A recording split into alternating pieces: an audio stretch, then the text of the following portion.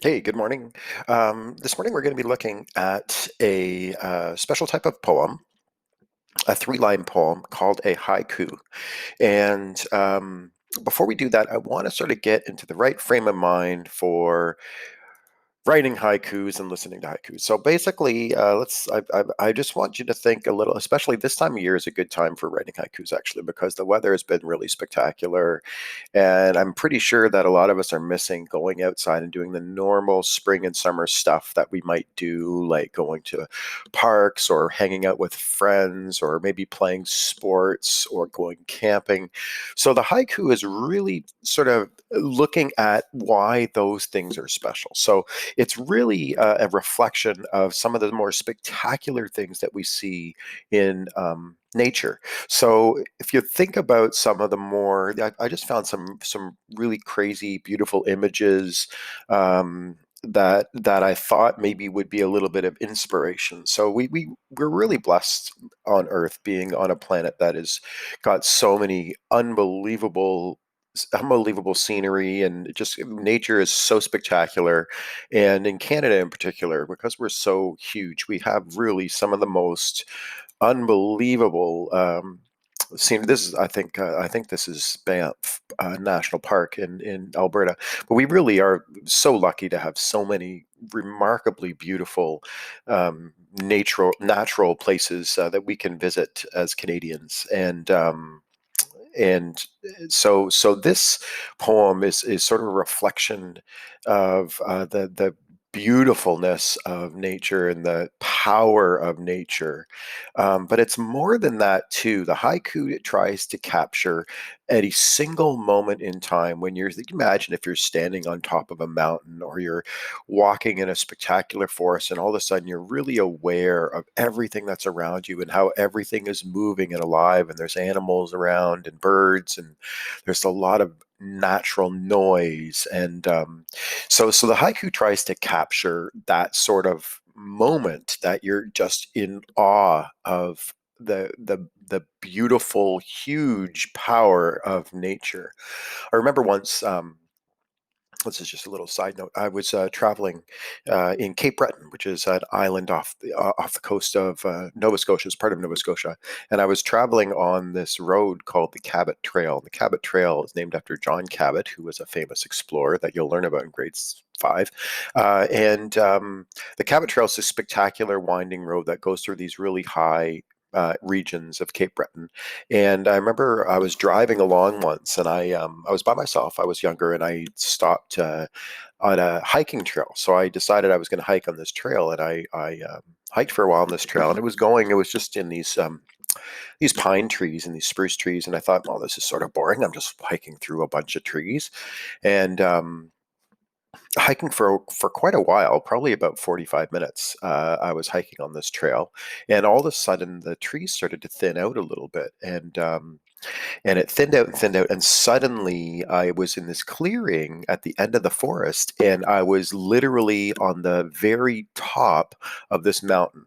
Now, it wasn't one of those mountains that's covered in snow, but it was high. It wasn't as high as like the Rocky Mountains, but it was unbelievably high.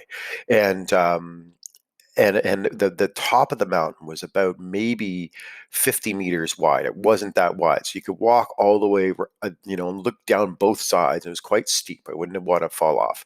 And on one side of the mountain, I looked down and I could see this little road, where the road that I had just been on like a couple hours before was way down in the valley. And on the other side, it went into the ocean. And I looked over the side that went over to the ocean. I was looking in the ocean, and I could see a pod of whales playing in the ocean. There's like 5 or 6 whales just playing around in the ocean, just hundreds on hundreds of meters down. They looked like little tiny fish, but there were these huge whales, and it was just an unbelievable moment. I just sort of stood there for probably quite a while, just watching these whales. It was just a spectacular single moment in time that I will never forget. So the haiku poem tries to capture something like that, just a really fantastic moment of time in nature that you can't really understand why it's so spectacular sometimes, but it just is. So this is a poem that tries to somehow capture those things.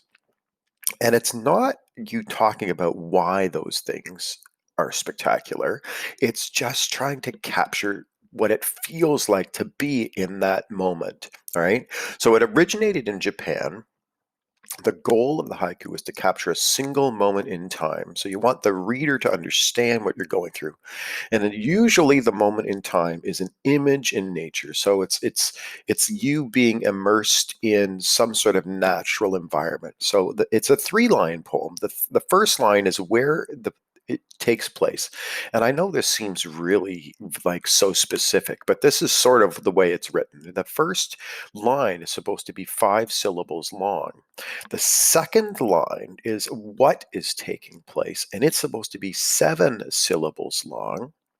And the third line is when it is taking place, and it's supposed to be 5 syllables long. Now, if you're a 6 or if you're 8, I'm not going to scream and jump up and down, but try and stick to this sort of format. And I'll give you some examples so you can get an idea of what they look like.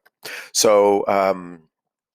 Let me just, I don't know if you, how well, yeah, hopefully you can see that well. So this is just a sort of restating sort of the things that I've just said, but it's got some examples here. So this is an example of a haiku. So in the flower bed, the bee flits about the flowers on a summer day. So it's one sentence. You'll notice it's one sentence, but it's divided into 3 lines, and it follows this where it takes place in the flower bed, what is taking place. The bee flits about the flowers. Flit means just sort of bouncing around, and when it happens on a summer day. So here's another example. So in a quaint garden, the lovely daffodil swayed in the gentle breeze. All right. In a deep dark hole, a groundhog stretches and stirs in February. So that's obviously Groundhog Day. On the nest high, mother robin sits so still in the early spring. So those are just a few examples of what your haiku might be like. So the first thing is to try and figure out what sort of image you want to capture. So I would really recommend for doing this to really get in nature. So if it's just even going in your backyard, take a look around, wait for a while, because if you wait, something will happen. You'll either see a bird or a cool looking bee or a beautiful butterfly, or something will probably happen. Maybe some of you have, I have lots of bunnies in my neighborhood for some reason right now. So wait for a while to see if you see something happen, or if you're able, go to a park or go on a walk.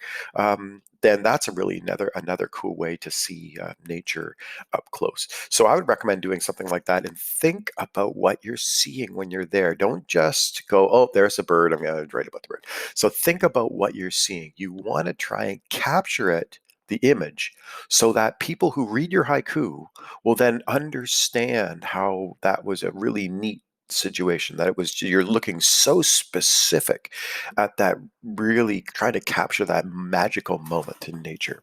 So that's sort of the haiku poem. It's a fairly straightforward poem to write. It's short, but it does have these specific things you need to follow. So where it takes place, what is taking place, when it happens, and then 5 syllables, 7 syllables, 5 syllables. I will put this page in with the assignment, the writing page that I put in as well. So you have this as something to look at. Okay, enjoy the rest of your day, and it's gorgeous out there. So stay cool because it's a hot one.